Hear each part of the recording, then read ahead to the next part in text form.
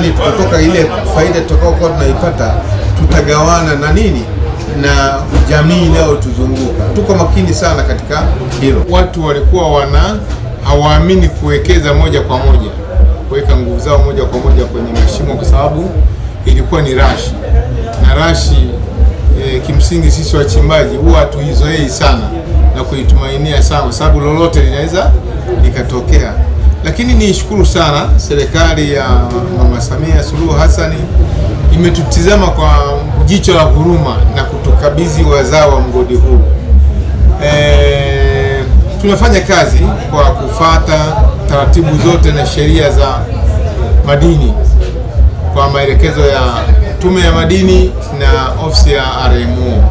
Kuna changamoto nyingine iliyokuwepo kuhusu ile mitalo, kuhusu ile mipasuko ya ardhi na kuruhusu maji kupenya ardhini na kudistabu maduara yetu. Tulifanya utaratibu wa kujenga mitalo katikati ya mgodi ili isafirishe maji kutoka kwenye mashimo kwenda chini ya safiri kwenda sehemu zingine yanapohitajika. Gharama ni kubwa sana. Tumetumia zaidi ya milioni 36 kurekebisha miundombinu pale mgodini.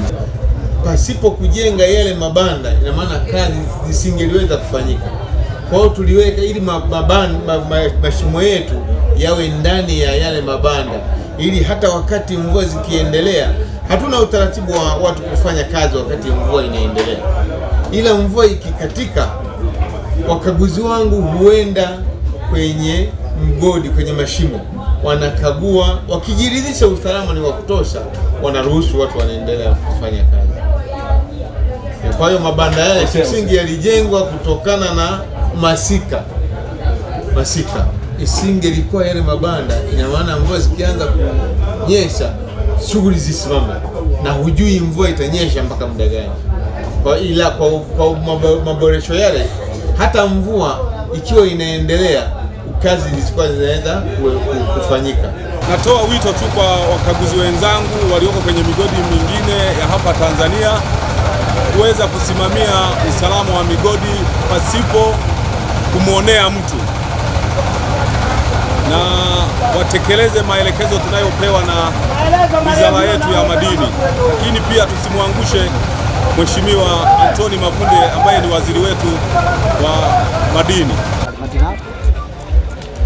Ndio, kwa jina anaitwa Melania Michael Nyanda, ni mnufaikaji na ni mchimbaji mdogo ambaye ninawekeza kwenye maduara. Nina duara ninazoziwekeza hapa.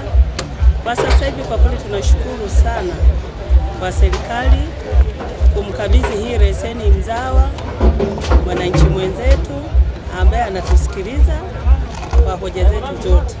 Na kwa sasa hivi hata mimi ninapowekeza nawekeza sehemu salama.